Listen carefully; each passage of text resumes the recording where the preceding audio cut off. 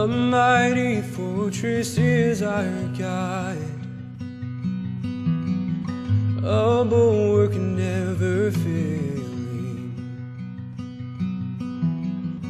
our helper here amid the flight. Olá pessoal, seja muito bem-vindo aqui ao nosso curso dos 5 solas na vida dos cristãos. Muito prazer, meu nome é Marco Sico e estamos aqui falando dos desdobramentos que os 5 solas têm e deveriam ter na vida dos cristãos até hoje.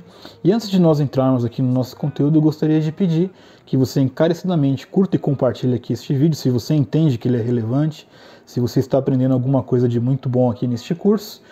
Peço também que você se inscreva, ative as notificações aqui no nosso canal. Toda vez que nós colocarmos algum vídeo, algum conteúdo novo, você vai ser avisado e vai receber, seja no seu e-mail ou no site, no aplicativo, alguma informação que tenha um vídeo novo, tá bom? O tema que nós propomos para falar é o Espírito Santo e as Escrituras na vida do cristão. Então, quando nós lemos lá em Atos, no capítulo 1, versículo 8 e 9, nós sabemos que as Escrituras nos mostram, né, que 40 dias depois da ressurreição de Cristo, ele aparece mais uma vez para os seus discípulos, né, e ele dá uma instrução que é o que nós vamos ler agora nesse versículo aqui. Mas recebereis poder quando o Espírito Santo descer sobre vós, e serei minhas testemunhas, tanto em Jerusalém, como em toda a Judéia, Samaria e até os confins da terra. E depois de dizer essas coisas, ele foi levado às alturas, enquanto eles olhavam, e uma nuvem o encobriu de seus olhos. Né? Dois pontos básicos. Né? Primeiro, Jesus prometeu, né, que o Espírito Santo estava vindo e viria e veio sobre nós. Em segundo, Jesus já não estaria mais presente fisicamente aqui na terra. Né? Bom, uma vez que nós entendemos então o que havia acontecido aqui, na verdade também entendemos, né, continuando um pouco a leitura de Atos, que esse Jesus que foi é aquele Jesus que volta, tudo bem? Bom, se é verdade que Jesus não está mais fisicamente aqui na terra, a verdade é que o corpo de Cristo, que é a igreja, está presente em muitos mais lugares fisicamente do que Jesus esteve enquanto esteve aqui na terra, ok? Então, de fato, o amor e o perdão de Jesus Cristo, ele se manifesta como? Quando nós vemos uma igreja. Quando a igreja está sendo plantada, colocada em alguma região, algum lugar deste mundo aqui, é ali que as pessoas vão ter o caminho, né, vão ter acesso a conhecer as verdades do Evangelho. Então a igreja é essencial aqui nesse papel. Porém, a igreja também, para que ela seja, né, de fato relevante, eu costumo dizer que igreja relevante é um pleonasmo, né? Porque a igreja de fato ela tem que ser relevante porque ela é uma igreja. Ela só se fará eficiente na sua missão quando ela estiver submissa à palavra de Deus. Isso é muito sério. Nem todas as igrejas que carregam o nome de igreja são igrejas. É uma coisa que nós precisamos estar bem atentos. Né? Então a palavra de Deus ela acaba por ser, né, o maior testemunho da verdade eterna, que Deus se fez homem através de Jesus Cristo, né, e habitou no meio de nós. Bom, a Bíblia tem essa vitalidade, né, porque é a palavra de Deus ali escrita, né, transmite verdades eternas.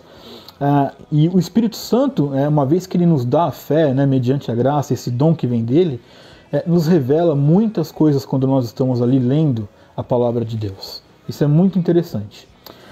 Bem verdade também que ao longo da história da igreja, né, nós temos diversos livros e autores que tentaram de forma meio que alegórica ou histórica, né, ou montar uma história para falar, né, de Deus, mas é muito diferente você ler um livro que fala da Bíblia e você ler a Bíblia, né? E eu queria ler aqui para vocês, né, 2 Pedro, no capítulo 1, versículo 19 a 21.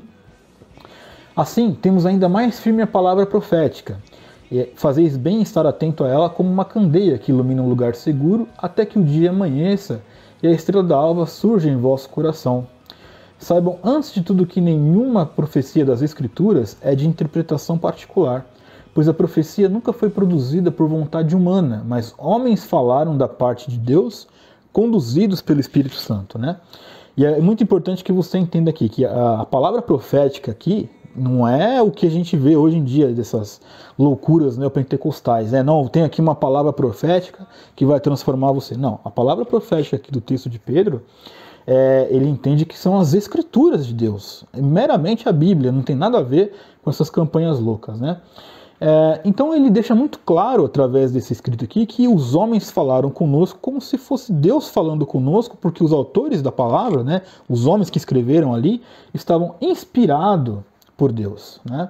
Então, muitos reformadores então afirmaram, né, que o porquê do sola escritura, porque está muito claro, está muito compreendido que a palavra de Deus escrita, embora tenha sido escrita por autores humanos, foram homens inspirados pelo Espírito Santo para servir como testemunho da vinda de Jesus Cristo aqui a este mundo. Isso é muito claro. Queria citar para vocês aqui também o artigo 6º, né, dos 39 artigos da religião, que eu acho bem relevante. A Escritura Sagrada contém todas as coisas necessárias para a salvação, de modo que tudo que nela não se lê, nem por ela se pode provar, não deve ser exigido de pessoa alguma que seja crido como artigo de fé ou julgado como requerido ou necessário para a salvação. Está muito claro aqui que é o seguinte, está tudo na Bíblia. Fora dessa Bíblia não há nada que deve ser tido como verdade absoluta para que seja reverberado em alguma forma de salvação para nós, né? E aí nós nos lembramos lá a primeira aula que nós fizemos, né? O Sola Escritura, que nos lembra, né, que a Bíblia deve ser, e continuamente precisamos relembrar isso, que deve ser a única regra nossa de fé e infalível para decidir as questões de fé e prática no ambiente que a igreja está inserida, tá ok?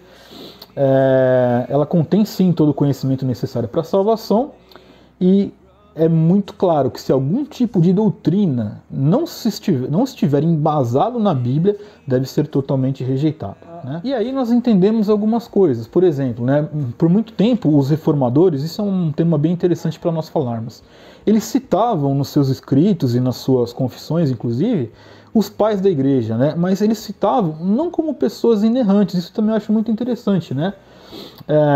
A exemplo das suas posições, muitos pais da igreja eram citados, né? Só que o Sola Escritura também reconhecia que, por mais que os pais da igreja sejam grandes cristãos, homens de fé, eles não poderiam ser considerados como inerrantes, né? Ou infalíveis, assim por dizer, e nem inspirados, né? Porque são homens comuns. E é por isso que a regra de que a Bíblia é a única e inerrante palavra de Deus, ela tem que ser viva até hoje. E o que isso significa? Você tem que pôr à prova as coisas que as pessoas estão falando. Eu vou dar um exemplo claro. Nos outros vídeos, em outros cursos, e aqui neste vídeo também afirmo isso, duvide, inclusive do que eu estou falando. Pegue os textos bíblicos que eu estou lendo e acompanhe para ver se o que está na Bíblia de fato tem sentido com o que eu estou dizendo. Nenhum homem nenhuma pessoa tem essa atribuição em dizer, não, o que eu digo é a verdade inerrante, porque eu sou homem, sou falho e posso me equivocar em alguma interpretação. É para isso que a Bíblia existe também, para que você confira, né, o que eu estou dizendo está de acordo com a palavra. E em todo esse contexto, em tudo que nós falamos, né, o Espírito Santo, uma vez que ele foi lá derramado sobre os homens, lá como nós lemos no início dessa aula em Atos, né, ele é vital. E por que ele é vital? Porque só podemos receber estas coisas e podemos discernir essas coisas se o Espírito Santo nos conceder isso. Então, ler a palavra como inspiração de Deus, entender a palavra como poder de Deus, entender que o sinal visível de Jesus aqui neste mundo, aqui é a igreja, só vai fazer sentido com a atuação do Espírito Santo em nós, uma vez que a fé é derramada em nossos corações. Então, na caminhada de um cristão, e dentro desses 5 solas, né, que é o Sola Escritura, que nós falamos um pouco aqui, nós precisamos entender essa verdade. A palavra ela vai caminhando conosco, da mesma forma que o Espírito Santo vai nos ajudando nessa compreensão. E isso é um trabalho constante, é extremamente importante que nós sejamos disciplinados em entender o que Deus está falando conosco mediante as Escrituras. Nós não negamos os ensinos do Pai da fé, mas nós não atribuímos a ele nenhum tipo de inerrância. Então, às vezes, eu já me fui questionado por isso, não num argumento meu, mas pessoas já vieram falar para mim, não, o cara cita mais Calvino do que a palavra. Isso é um erro comum.